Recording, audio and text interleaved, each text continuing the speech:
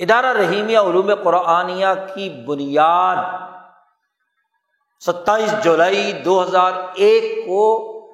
لاہور میں وہ مرکز خریدا گیا، جگہ خریدی گئی، اور 14 ستمبر 2001 کو قرآن حکیم کے دورہ تفسیر سے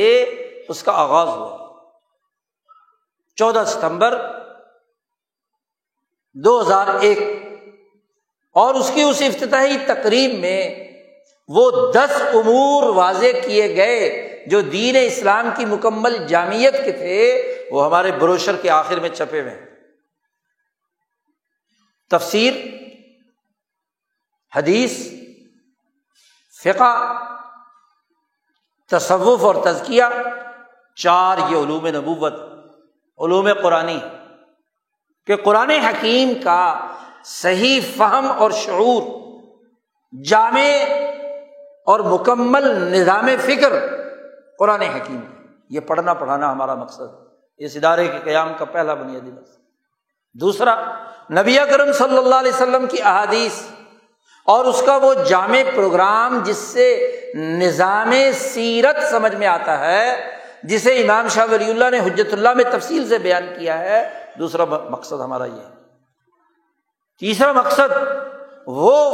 فقہا کی قانون سازی جس پر ائمہ اربعہ متفق ہیں، حنفی، شافعی، مالکی، حنبلی، اور جس کا جامع اور مکمل نظام امام شاہ ولی اللہ دہلوی نے المصوّع فی احادیث الموطا اور اپنی دیگر کتابوں میں واضح کیا ہے، اس فقہی نظام، قانونی نظام کا فہم اور سمجھ۔ اور چوتھا علم، وہ تزکیہ کا عمل جو دلوں کو اللہ سے جوڑنے کا کام کرتا ہے، صفت احسان پیدا کرتا ہے، تصوف جسے کہتے ہیں، تزکیہ جسے کہتے ہیں،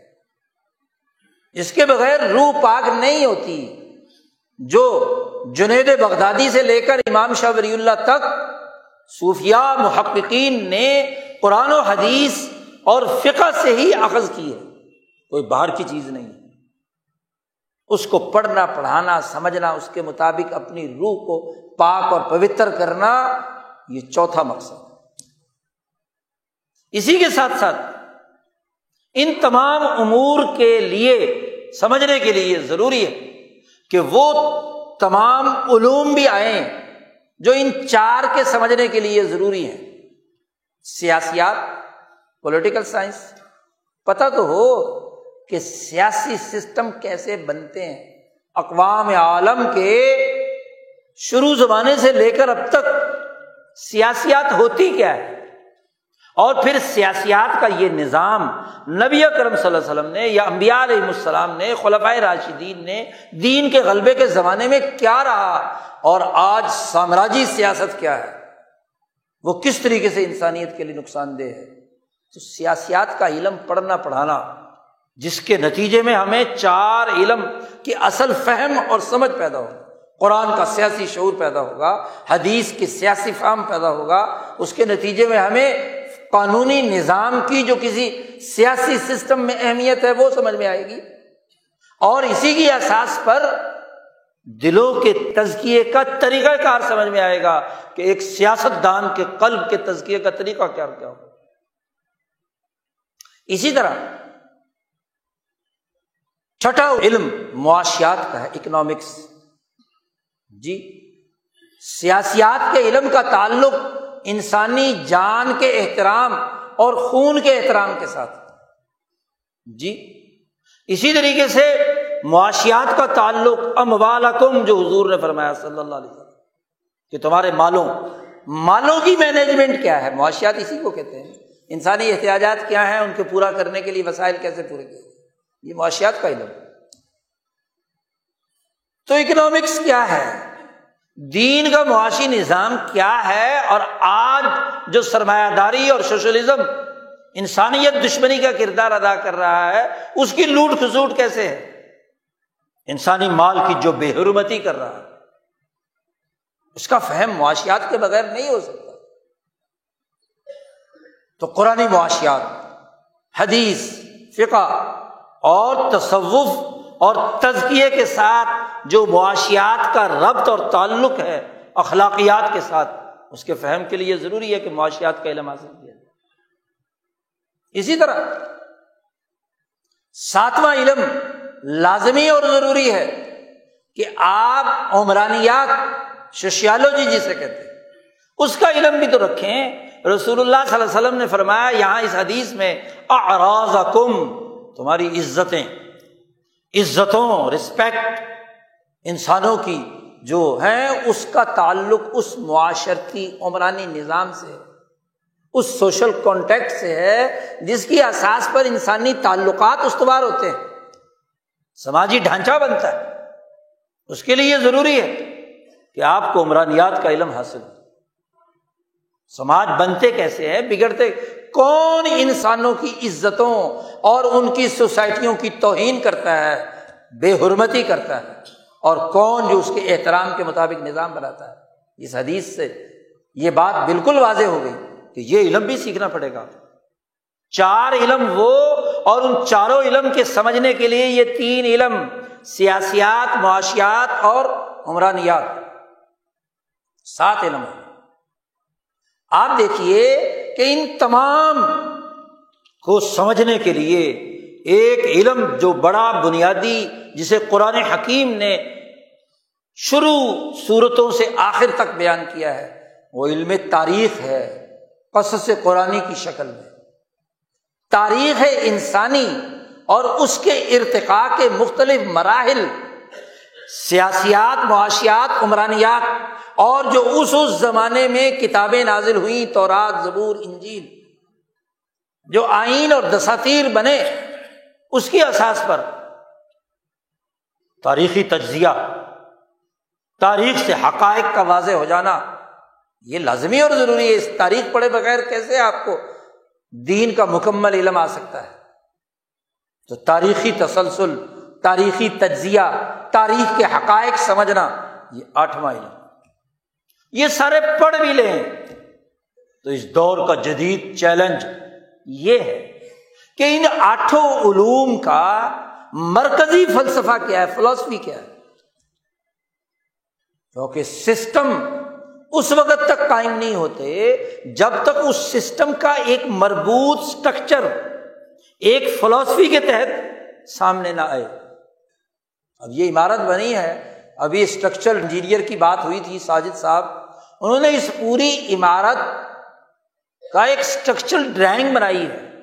کتنا سریا، کتنے سیمنٹ، کیسے کیسے ترتیب کیا ہوگی۔ باقی سول ورک والوں نے تو کام کیا، بجلی والوں نے اپنے اپنے کام کیے، دوسروں نے اپنے اپنے کام کیے، لیکن بنیادی اس کی اسٹرکچرل ڈرائنگ ہے کہ کتنی منزلیں بنانی ہیں اور وہ کیسے ایک دوسرے کے ساتھ کنیکٹ ہوں گی۔ وہ بنیادی فلسفی ہے۔ تو دین اسلام کا بنیادی فلسفہ کیا ہے؟ جو قرآن نے بیان کیا، احادیث نے بیان کیا ہے، دین نے واضح کیا ہے۔ اور خاص طور پر آج دنیا میں سرمایہ داری کہتی ہے ہماری بھی ایک فلسفی ہے، سوشلزم کہتا ہے ہماری بھی ایک فلسفی ہے۔ تم مسلمان ہو، بتاؤ تمہاری کیا فلسفی؟ جی، تو فلسفہ انسانیت جسے نبی اکرم صلی اللہ علیہ وسلم لے کر آئے، انسانوں کے لیے نظام بنانے کے بنیادی امور، امام شاہ ولی اللہ دہلوی نے اسی لیے فلسفہ دین پر کتابیں لکھ کر فلسفۃ التشریع الاسلامی، تشریع اسلامی کا ایک مکمل فلسفہ مربوط طور پر بیان کیا۔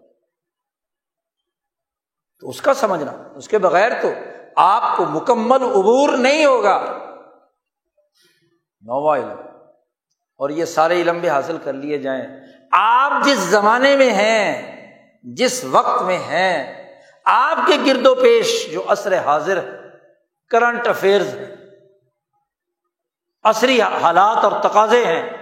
اس کے تناظر میں آپ کی حکمت عملی، کام کرنے کا طریقہ کار سامنے نہ ہو تو آپ علوم قرآنیہ پر عبور کیسے رکھیں گے؟ قرآن یاد کر لیا، حدیث یاد کر لی، فقہ یاد کر لی، تاریخ معلوم کر لی، سیاسیات پڑھ لی، معاشیات پڑھ لی، آج اپلائی کیسے ہوگا؟ اس کی اپلیکیشن کیسے ہوگی اس موجودہ دور میں؟ اس کا پروگرام کیا ہوگا؟ یہ 10ویں بات۔ یہ 10 باتوں کا ہم نے اعلان کیا تھا جب ادارہ رحیمیہ علوم قرآنیہ کی پہلی تاسیسی افتتاحی مجلس تھی، چھوٹا سا کمرہ تھا جی، جہاں ہماری پہلی مسجد تھی، میرا خیال کوئی 30-40 آدمی ہوں گے، حافظ صاحب وہاں تھے موجود، انہوں نے نوٹ کیا تھا، تو وہاں تقریر میں ہم نے یہ بات حضرت رحمۃ اللہ علیہ کی موجودگی میں یہ 10 امور واضح کر دی کہ ادارے کے قیام کا مقصد یہ 10 نکاتی ایجنڈا ہے، اور الحمدللہ ان 20-22 سالوں میں اس ایجنڈے کے مطابق تمام مراکز میں حجت اللہ، دورہ تفسیر، تاریخی موضوعات پر علوم قرآنیہ 1 اور علوم قرآنیہ 2 اور اب علوم قرآنیہ 3 کا نصاب بھی مفتی عبد القدیر صاحب بنا چکے ہیں، تو یہ ترتیب ہماری چل رہی ہے، اور الحمدللہ جیسے جیسے وقت گزر رہا ہے ہمارے دوستوں کو ان علوم کے حوالے سے بہت زیادہ آگہی، شعور اور بلندی اور رسوخ پیدا ہوتا جا رہا ہے، اور حضرت رحمۃ اللہ علیہ جو اکیلے تھے آج پوری جماعت ساتھ، اور یہ جماعت کی اجتماعی کاوشیں، حضرت کی جدوجہد اور کوشش،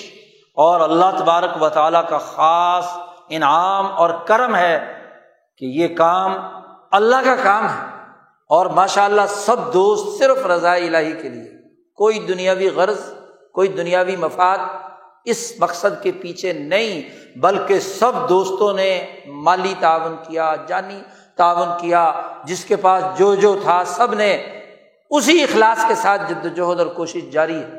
اور انشاءاللہ یہ حضرت کا لگایا ہوا درخت مزید بڑے پھولے گا، اور اس مرکز کے ذریعے سے اس پورے علاقے میں سوات سے لے کر بنو تک، مانسیرا تک، ڈیرہ اسماعیل خان تک، یہ پورا خیبر پختونخوا کے دوستوں کا یہاں جمع ہونا اور اس مرکز کو آباد رکھنا، اور ان 10 امور پر اپنی کمیوں کمزوریوں کو دور کر کے آگے بڑھنا، یہ اب ہمارے سامنے چیلنج ہے۔ عمارتیں اصل نہیں ہوتی، حضرت تو فرماتے تھے عمارت تو ایک مورچہ ہوتا ہے، اصل تو وہ کام ہے، مقصد ہے جس کی بنیاد پر جدوجہد اور کوشش کی جاتی ہے۔ الحمدللہ ہمارے پاس یہ جگہ اب دستیاب ہو گئی، اب اس جگہ میں ہمارا کام مزید بڑھنا چاہیے، اور اس اصول پر علوم قرآنیہ کی تعلیم و تربیت کا سلسلہ ضرور بڑھنا چاہیے، اور بڑھے گا انشاءاللہ۔ ہم سب مل کر اجتماعی طور پر پوری لگن، ذوق، شوق کے ساتھ اس کے لیے مزید آگے کام کریں گے تو حضرت رحمۃ اللہ علیہ کی روح بھی خوش ہوگی، اللہ تعالیٰ بھی راضی ہوگا، ان کے رسول کا پیغام منتقل ہوگا، تو رسول اللہ صلی اللہ علیہ وسلم کی محبت اور عشق بھی، اور ربیع الاول کے مہینے کی برکات بھی ہمیں حاصل ہوں گی۔ اللہ تعالیٰ ہمیں پوری توانائی کے ساتھ، شعور کے ساتھ، منظم انداز میں جدوجہد اور کوشش کو جاری رکھنے کی توفیق عطا فرمائے۔ وآخر دعوانا ان الحمد للہ رب العالمین۔